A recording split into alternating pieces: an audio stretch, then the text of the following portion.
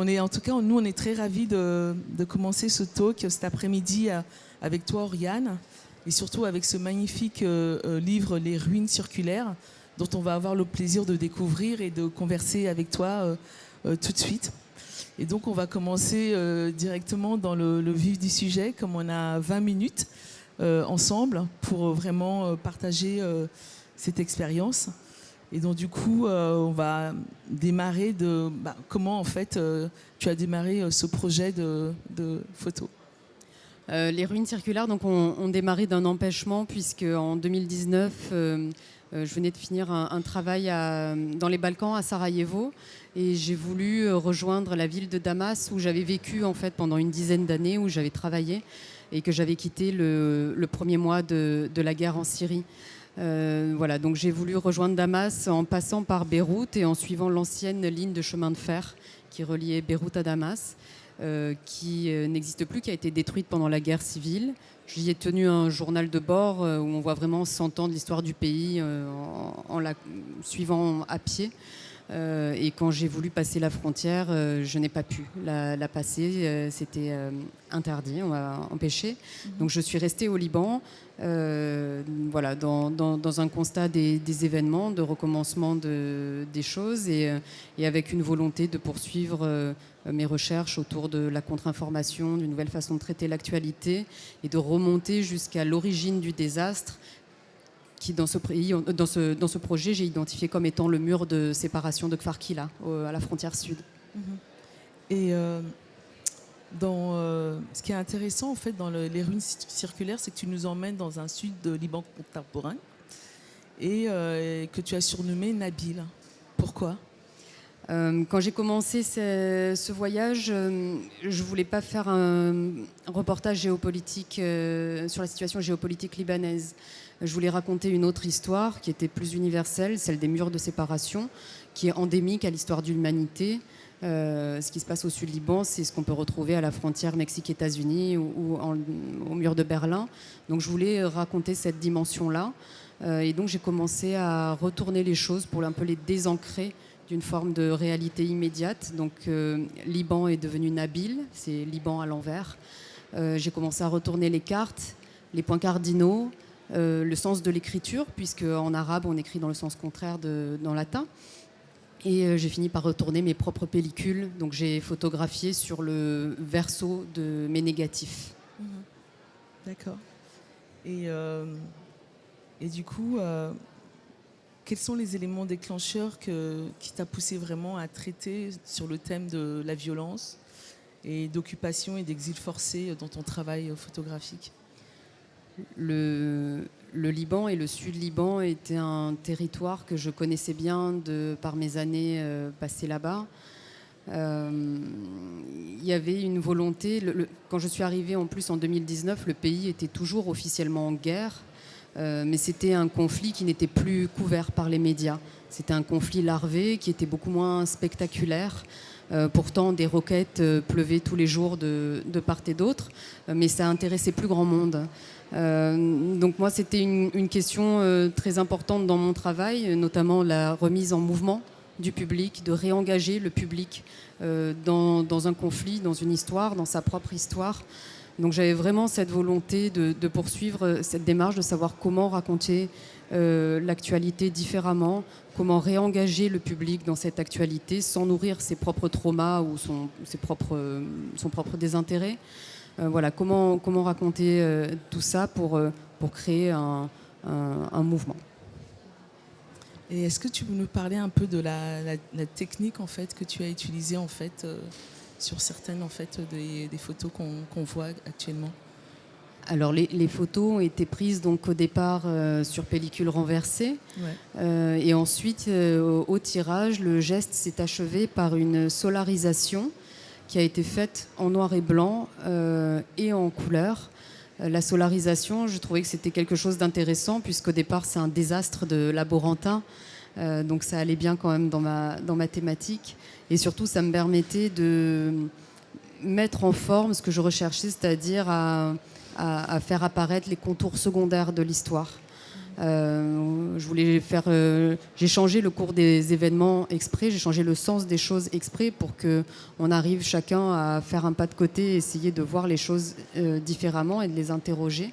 Et la solarisation, je trouve, me permettait de faire ça, de faire apparaître de nouveaux contours. Et comment tu as travaillé en fait avec ton éditrice pour la sélection en fait aux photos et même aussi par rapport au graphisme, comment s'est construit en fait ce livre? Alors, je voulais pas faire un livre pour faire un livre et vraiment on va le faire avec. Passer, d'ailleurs. Oui. Vraiment avec quand on a commencé à travailler donc avec Margot Bejon de Dune, je voulais vraiment travailler avec elle pour avoir une vraie direction artistique et éditoriale. C'était très important pour moi. Je voulais surtout pas arriver avec une pré-maquette ou quelque chose comme ça. Donc j'avais déjà repéré le travail de Margot sur ses 2 premiers ouvrages et j'ai pensé que c'était vraiment la maison d'édition idéale avec laquelle je voudrais en tout cas faire cet objet de transmission. Et quand on a commencé à faire le travail d'editing, il faut savoir que moi je suis revenue du Liban au printemps 2023 et les événements ont recommencé dans la région en octobre 2023, donc 6 mois plus tard. À ce moment-là, avec Margot, on était en plein editing du livre et donc on a dû prendre en compte les actualités en cours puisque la plupart des photographies du coup présentes dans ce projet étaient en cours de destruction sur place liées au fait de l'actualité. Il y a énormément de choses que j'ai photographiées qui aujourd'hui sont détruites, n'existent plus. Donc on a forcément dû prendre en compte cette dimension puisque les photographies sont devenues en temps réel des objets, des images d'archives, des documents en fait de l'histoire de choses disparues. Voilà, donc ça a été un travail qu'on a mené avec ça en prise de conscience et Margot a fait le choix et un parti pris éditorial que je trouve très important, qui était de dépouiller le livre de textes, d'explications, de textes critiques. C'était un vrai choix assumé pour garder l'essence de ce travail et pouvoir le concentrer dans ce livre, en faire un vrai objet de transmission pour le public et qu'il reste valide, que ce soit aujourd'hui ou dans 150 ans, ou même s'il était sorti 150 ans plus tôt, quoi. Même si l'histoire de la photographie a été balbutiante. Mais en tout cas, il y avait cette idée d'en faire un objet durable et qui raconte une histoire, un concentré de l'histoire de l'humanité qui est vrai encore aujourd'hui et qui le sera encore beaucoup plus tard, quoi. Il y a aussi la construction d'effets miroirs aussi. Qu'on a discuté ensemble par rapport à la manière de découvrir aussi le livre et puis aussi ce poème aussi. Et est-ce que tu peux aussi nous expliquer d'où est venu aussi le titre du livre? Alors pour les images miroirs, donc le livre sur une idée de Margot s'est déployé autour d'une spirale pour symboliser ce recommencement perpétuel des événements. Donc c'est pour ça qu'il se déploie de cette manière et c'est pour ça qu'on peut le lire dans tous les sens et l'aborder de la façon qu'on veut. On veut laisser cette ouverture-là au lecteur qui puisse entrer par un fil qui lui est propre et qui puisse déployer ensuite. Les ruines circulaires, c'est un titre que j'ai emprunté à Borges, l'auteur argentin, qui a écrit cette nouvelle que j'aime beaucoup, qui est l'histoire d'un homme qui vit un voyage initiatique et qui se rend compte à la fin de son voyage qu'il n'existe pas vraiment, qu'il est rêvé par un autre homme. Et cet autre homme se rend compte à son tour qu'il n'existe pas vraiment et qu'il est rêvé par un autre. Et en fait, c'est l'histoire infinie. Et je trouve que c'est la tragédie de l'existence. Et pour moi, c'était très révélateur de ce territoire emblématique où on ne peut jamais exister en tant que soi. On doit toujours appartenir à quelque chose. En fonction de là où on doit appartenir à un parti, à une communauté, à une famille, mais on doit appartenir à quelque chose qui n'est pas forcément soi. Donc voilà, il y avait cette notion-là, et puis tout l'aspect poétique venait d'une influence des poètes arabes que j'avais beaucoup lus pendant mes années à Marseille, une fois que j'étais partie de Syrie, et notamment du travail d'Etel Adnan, donc la poétesse libanaise qui avait écrit ce poème qui s'appelle l'Apocalypse arabe, et qui décrivait ces soleils rouges, bleus, verts. Voilà, et ça a été aussi fondateur dans la série, et ça m'a amené naturellement au soleil comme fil conducteur, puisque cet astre, des astres de vie, de mort, est essentiel à l'histoire de l'humanité. Et est-ce que tu vois un parallèle entre les histoires que tu documentes du sud du Liban et celles d'autres des histoires de territoires affectés par les conflits prolongés tout le temps. Oui, en fait, je m'ancre dans le sud du Liban comme un exemple emblématique. C'est un exemple empirique de ce qui se passe de façon générale sur un territoire qui est sans cesse sous tentative d'annexion, sous velléité partisane, sous prise à partie communautaire. Donc c'est vraiment un exemple empirique, emblématique. Et c'est pour ça que je me suis ancrée dans ce territoire-là, puisqu'il symbolise tous les territoires qui sont constamment soumis à des tentatives d'annexion. D'accord. Peut-être qu'on va ouvrir au public les questions. Alors, je ne sais pas si il y a des questions ou pas. Non. Ben, moi, j'ai encore quelques questions pour toi. Qui justement par rapport à cette construction, l'omniprésence du soleil, il y a quelque chose en fait de cyclique aussi en fait dans la construction du livre qui revient tout le temps et tu vois un cycle de violence, d'exil. Est-ce que tu peux et qui reflète un peu aussi ce travail là. Le cycle en fait par rapport au soleil, je trouvais qu'il y avait une forme de répétition liée en fait au cycle de violence, à l'exil où on revient tout le temps sans cesse et dans certaines régions, et je voulais savoir en quoi cela se reflétait aussi dans ce travail. Le cycle, oui, ouais. En fait le cycle est fondateur. Mais pas que dans ce travail, c'est une longue démarche personnelle, professionnelle, artistique qui m'a amenée à revenir sans arrêt sur cette histoire de boucle. Ce qui m'intéresse en particulier, c'est ce qui est en train de se passer à court terme dans notre histoire contemporaine, mais de pouvoir le mettre en écho avec ce qui a pu se passer par le passé et voir aussi qu'on n'apprend jamais de nos erreurs. Il y a comme ça un espèce de recommencement permanent qui se fait avec forcément des variantes, des nouvelles nuances, des nouvelles vérités de l'histoire. Mais en tout cas, il y a des choses qui reviennent comme une antienne. Et ça, c'est quelque chose qu'on peut observer à toutes les échelles, quoi. Donc cette question, elle est importante. Et puis on parlait de cycle, on est quand même nous-mêmes sur une planète qui est circulaire, on est dans un système solaire qui est circulaire. C'est quelque chose aussi, je trouve, qui revient sans arrêt dans notre histoire, enfin dans notre conscience humaine des choses. Je trouve ça intéressant aussi à un moment où on voit que dans les contextes géopolitiques actuels, il y a beaucoup de choses aussi qui recommencent en Europe, on l'a vu aux États-Unis, qui recommencent en Argentine, dans différents coins du globe. Et finalement, il y a cette histoire de circularité. Et, où est-ce qu'on va se placer pour observer les événements, pour être en sécurité, pour prendre un peu de recul. Je pense beaucoup à la mer aussi, au fait de naviguer, au fait de prendre le temps de cette circularité. Et ce que je trouve aussi très intéressant dans ton travail, qui moi m'interpelle aussi, c'est la fabrique des contre-récits. Comment en fait, avec justement cette notion du temps, parce que tu viens quand même du photojournalisme, etc., comment aujourd'hui tu perçois justement cette importance de la fabrique des contre-récits avec tous les fake news, etc. Pour moi, elle est essentielle aujourd'hui. C'est vraiment tout le travail que je développe autour de la contre-information. C'est vraiment mon cœur de recherche, puisque j'ai commencé tout ça en réaction donc, à mon ancien métier de journaliste.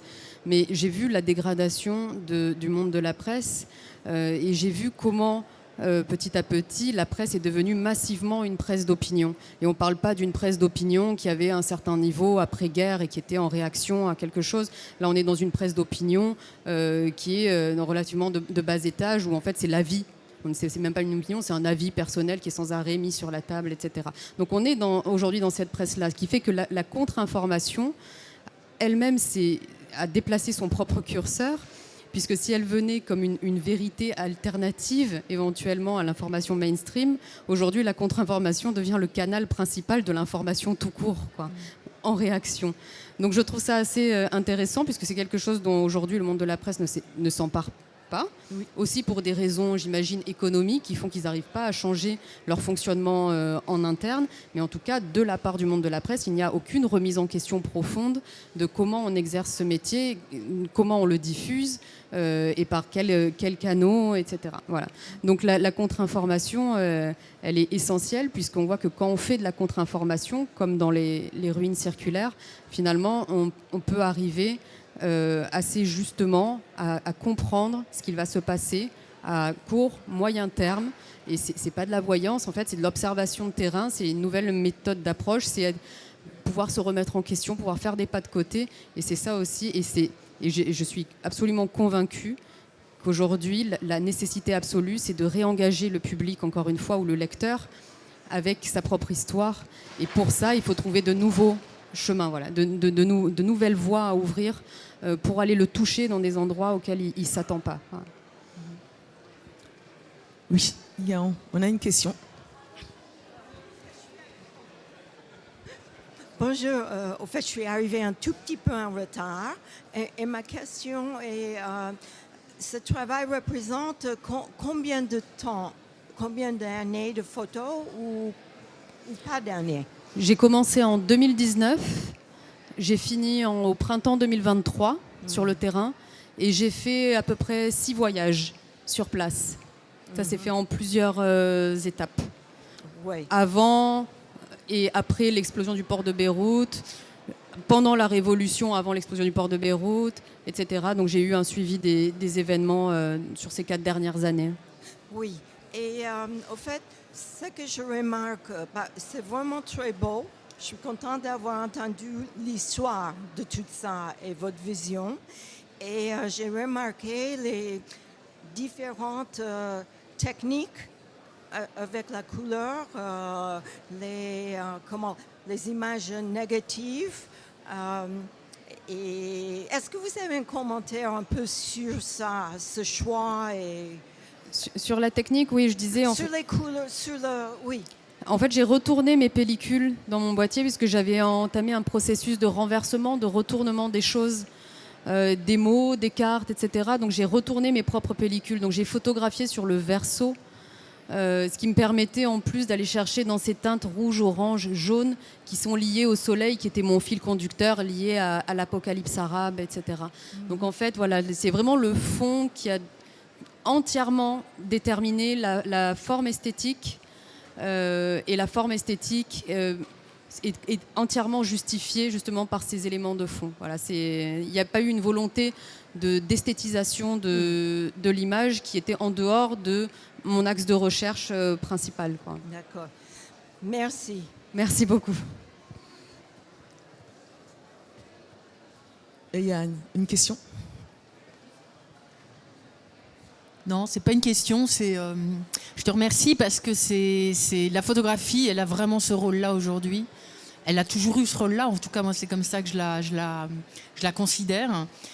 Tu viens juste de dire encore, tu vois, c'est la cerise sur le gâteau quand tu parles de la forme qui n'est pas du tout un dispositif, mais qui est à la base, tu vois, de la pensée.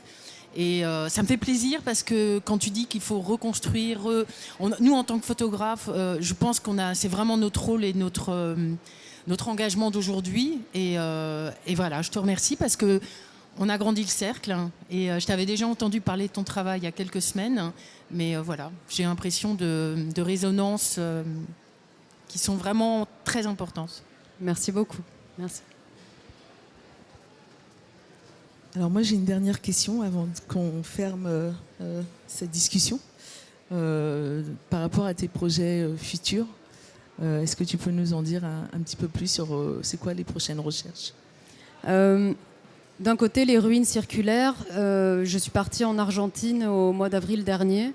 Et c'est un projet que je suis en train de poursuivre en Argentine. Donc je le désancre de son identité arabe et je le transpose sur les pas de Borges en Argentine, puisque quand j'y suis allée, je travaillais sur un autre sujet. Et en fait, j'ai continué à faire quand même des images pour moi sur place avec mes pellicules fabriquées pour les ruines circulaires. Et en fait, en même temps, j'avais les actualités constantes qui tournaient et de ce que je pouvais voir à Buenos Aires sur les grandes manifestations liées à l'élection du président Milei. Donc là aussi, en Argentine, quand on parle de recommencement des événements et politiques, on est dans une place forte et centrale. Voilà. Donc les ruines circulaires se déplacent en Argentine et s'ancrent dans un nouveau territoire pour raconter une autre part de l'histoire. Et en parallèle de cette continuité, ça fait presque un an maintenant que je travaille sur le sujet des femmes actives dans les mouvements fascistes en Europe de l'Ouest. Et donc j'ai commencé ce travail, donc je couvre de la période la création du premier mouvement officiel féminin qui était en 1919 jusqu'aux militantes actuelles. J'ai trouvé que c'était un nouveau, enfin pour moi en tout cas, c'était un sujet très peu traité ou ignoré par les médias, ce que je trouve complètement fou au moment où partout en Europe les partis fascistes atteignent les sommets du pouvoir par l'électorat féminin ou par les femmes en tant que cadres ou dirigeantes. On le voit partout, hein, en France, en Allemagne, en Italie, ce sont des femmes qui sont à la tête de ces partis. Et je trouve que c'est un enjeu de société majeur et voilà, et là aussi, il y a un renouvellement de l'histoire. Et pour le coup, cette histoire-là est restée dans un impensé total de la part des historiens, des chercheurs, de la presse, des médias. Donc je travaille sur ça. En tout cas, merci beaucoup, Oriane. Merci beaucoup, Pascal. Et normalement, il y a une signature de prévue avec le livre. Oui, alors le livre est disponible aujourd'hui sur le stand d'El Pirenco. Ouais. Et il y a une signature de prévue demain à Polycopie à 16h. Voilà. Avec mon éditrice, donc Dune. Donc n'hésitez pas d'aller sur le stand d'El Pirenco pour pouvoir en fait découvrir le livre et puis aussi l'acheter et continuer la discussion avec Oriane. Voilà, merci beaucoup. Merci.